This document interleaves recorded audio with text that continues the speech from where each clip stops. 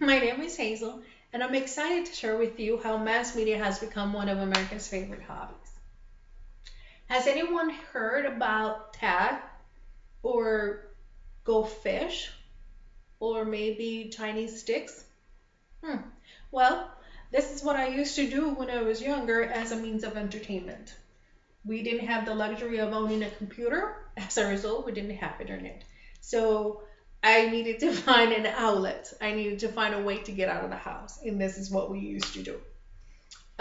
Sure that nowadays everybody has heard or knows about Facebook, MySpace, Twitter, and of course, email. How often do we look at them?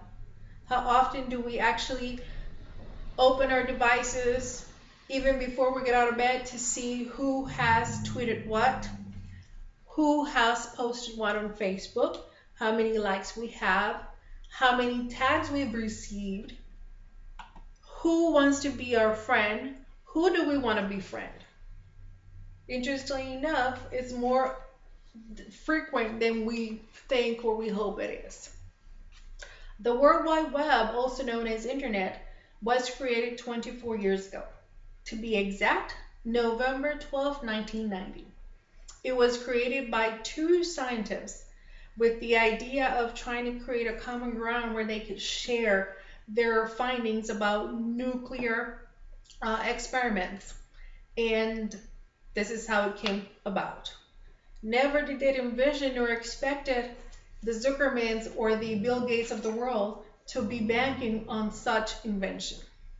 And just to explain and show you what I mean, let me explain with this statistical table. We tend to feel or say that we don't really utilize Facebook as much as we think, tweet as much as we do, or even Instagram as much as we do.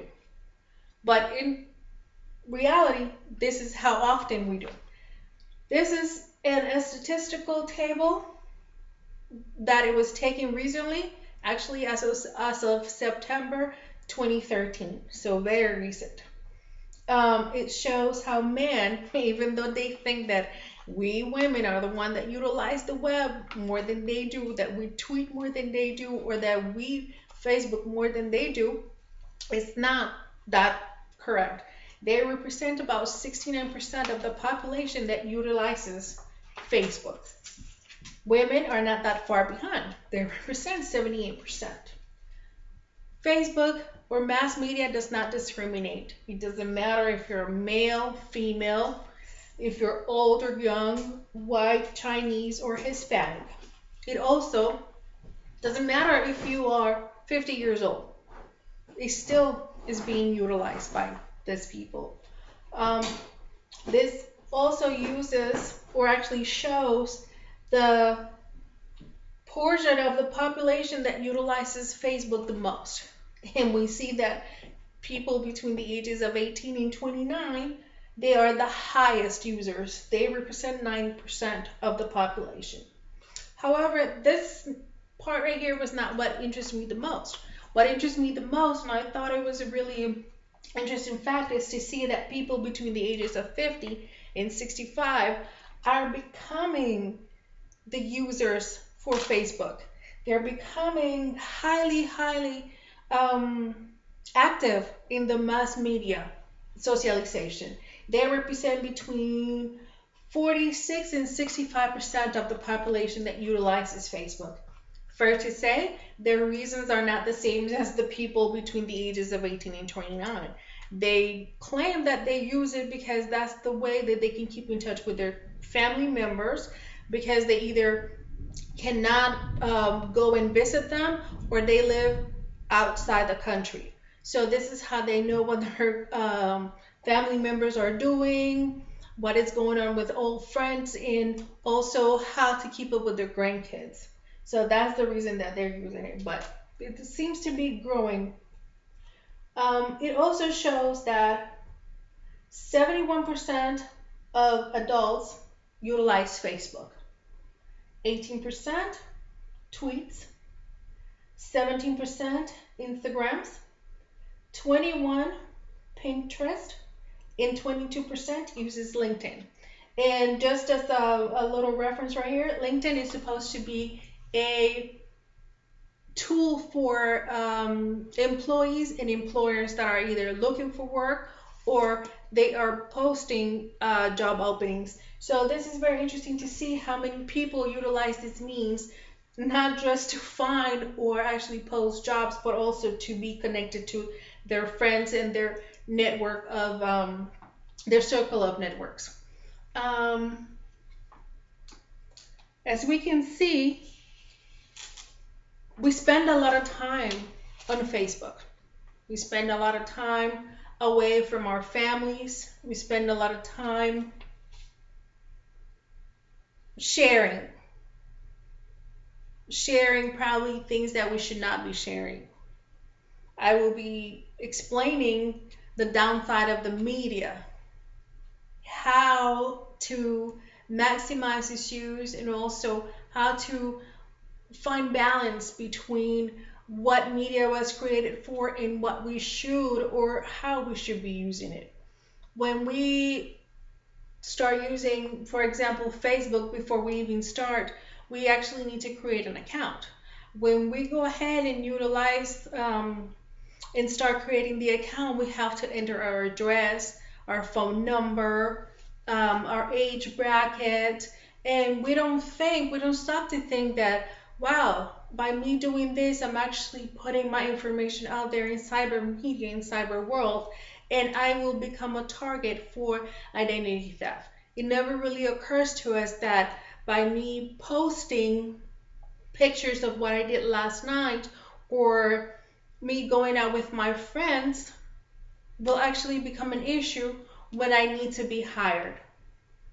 It doesn't really make me stop and think that, wow, I haven't really taken the time to sit with my friends and actually see how they're doing, find out. Let's go sit down. What is wrong with you? Are you okay? How's life treating you? Is everything fine? No.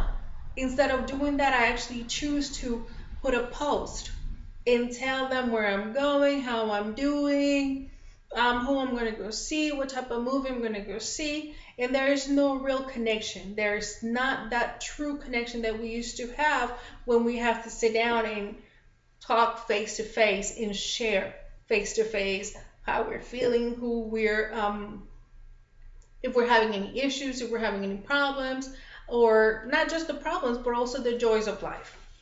Some people might say that social media is not at all wrong. It also has a good part, which is true. Media also has shown to help businesses market their products and has helped them grow. It also shows that it is very influential when it comes to politics, when it comes to trying to get people involved in movements. And we got to see that a little bit of it back in 2010 when the whole housing bubble exploded, how people were reaching out, putting their messages on Facebook and letting people know where to meet and how to act or interact.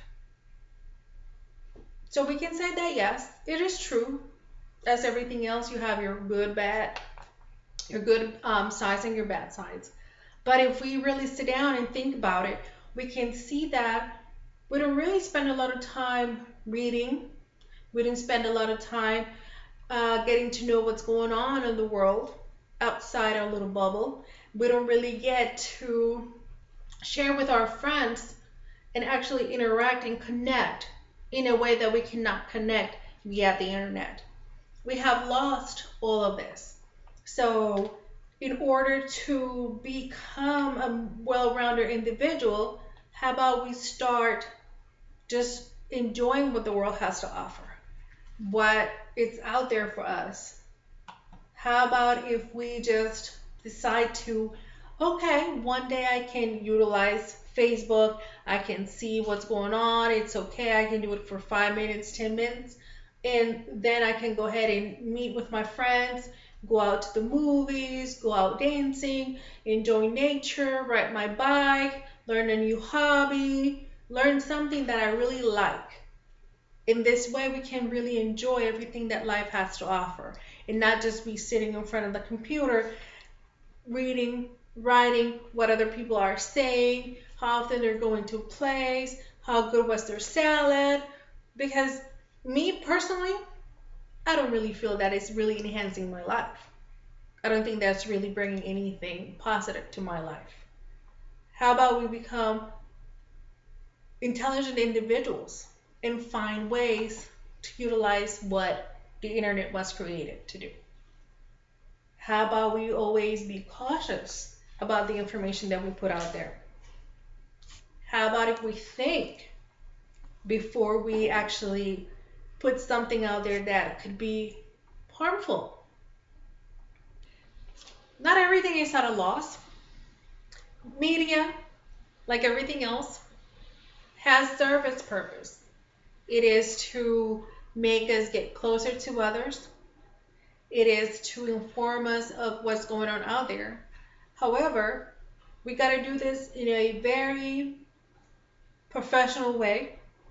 We have to do this thinking about the consequences about what we post on the World Wide Web.